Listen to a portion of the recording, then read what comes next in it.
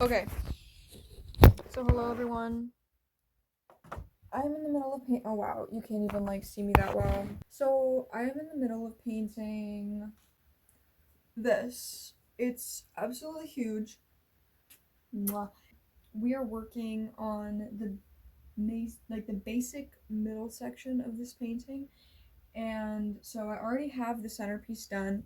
This kestrel is going to be the centerpiece for the entire painting, and because it is on the top right corner and it doesn't even take up an entire half, if not like a fourth of this entire painting, I need it to pop. That's exactly why I put really, really bold lines, especially the blackout lines, and the big sections of pure white. And this is exactly where this entire middle section right here is kind of an issue. So it's right next to my window, which I know is like really just like a really bright spot. So I'm sorry if you can't see it very well. Here, I'll just move it up in here. Okay, so basically what's going on right now is, like I said, I want the falcon or the oh my god, the kestrel. I want the kestrel to be the centerpiece of the entire painting. It's a huge painting. I need to back up more. So the problem is this middle section with the rib cage is so bright that it's kind of taking away from the rest of the painting. And that is kind of an issue. Oh my god. And that's kind of a problem. You know, your eye is immediately going to go to the brightest point in the painting, and usually that is towards the middle. And not only is the kestrel supposed to be the centerpiece, but so is this heart. So, what I really want to do is I'm going to try and gray this section down a whole lot because, like I said, it is supposed to be a lot more dull. It's almost supposed to be like almost like not like you can't see it, but it's just supposed to be a lot darker compared to the actual kestrel. So for right now, I'm kind of just mucking around, kind of just experimenting, because my whole motto is like, I can just paint it back. Like, if I mess up, I can literally just redo it, and it's not going to be that big of an issue.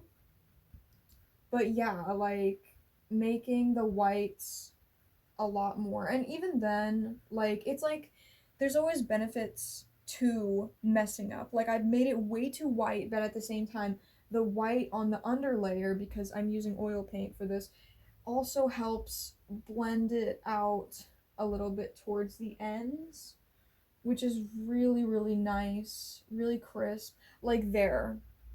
Like, that looks a lot better.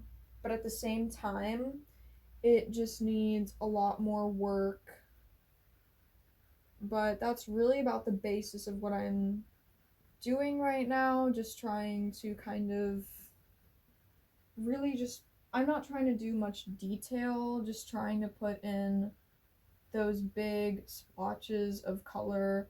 Because, like, the way that I paint is I will first do a base coat, like, just kind of telling myself like, okay, this color is going to go here, this particular shade is going to like blend out this way, which is why there's like a little contrast line and things like that.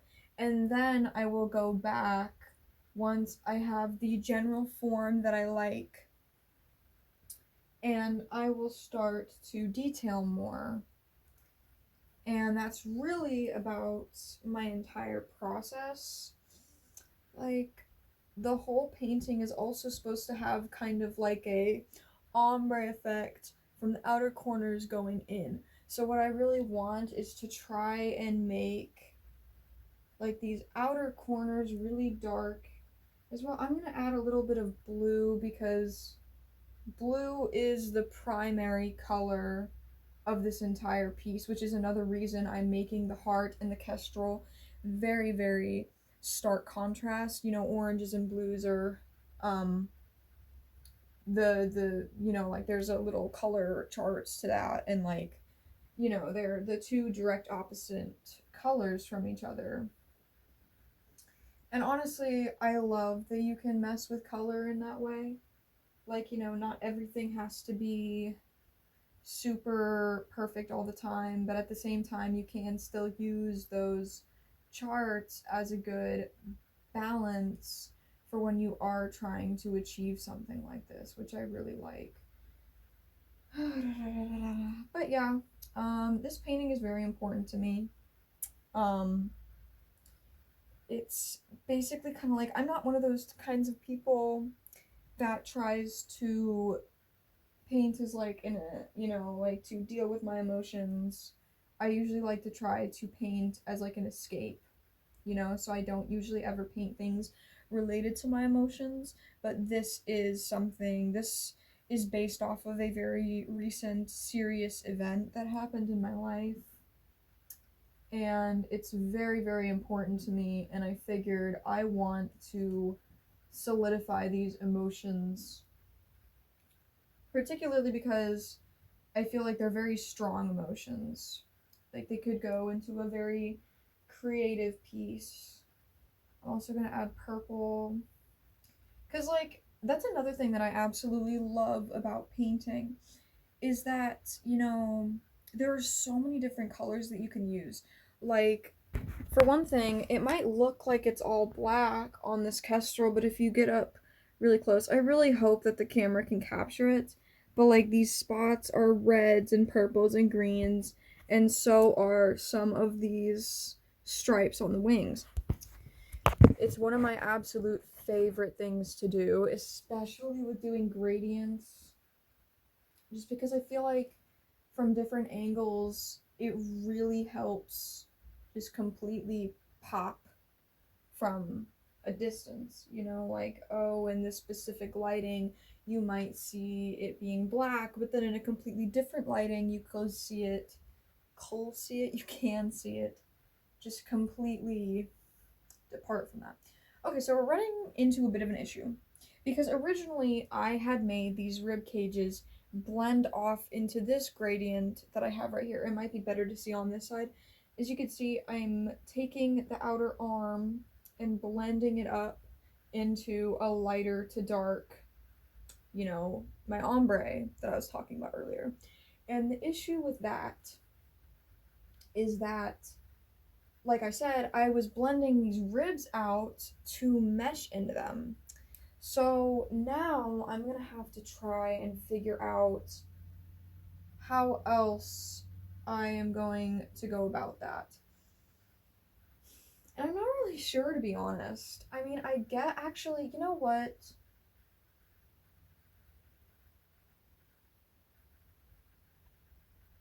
We're gonna do something like this.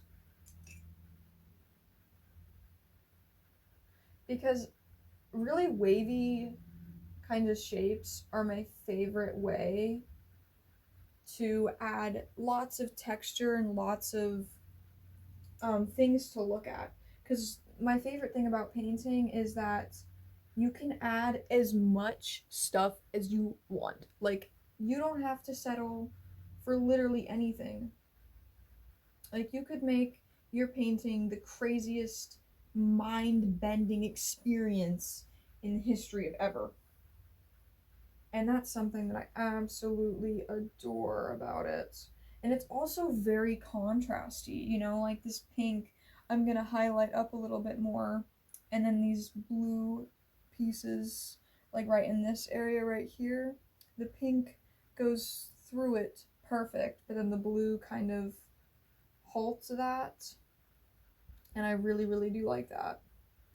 I also feel like the darker rib cage will add a lot of depth to the piece, which I'm really quite happy about. You know, very, very happy with it. Because then the red in the background will also pop more, which it already is. It already was popping very well with the dark, background that, or the light background that I had. But I also feel like there's just so many other directions that we could take this and it could still look amazing. And that is my favorite thing about painting. You know, there's so much you could do. You know, there's not ever, you know, a point where you're like, oh, I fucked up and I completely just like am never gonna be able to fix it. You know, if you just gotta take it slow, take it like not that seriously. And that's my absolute favorite part, is like a lot of people take it so seriously and they don't think that they can fix it once it's already done. Like, oh, I have to wait for it to dry. Oh, I have to wait for this and this. Like, look at this black spot right here, this really thick black spot. Girl, if I want to put white on it, I'll put white on it. And maybe it's hard for y'all to see, but maybe it's just oil paints in general. Like, so many people are really scared about using oil paints.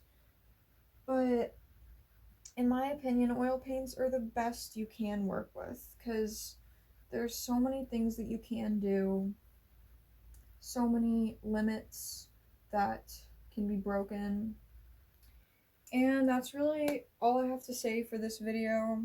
And the reason I'm kind of cutting it off short is just because my phone camera, you know, I have a lot of storage on my phone and I gotta edit this. But anyways, this is gonna be a little series just because this, oh my god, look how good. Look how good that looks. Ah! Okay. Ah! Okay. I love y'all. Stay tuned for part 2. Bye.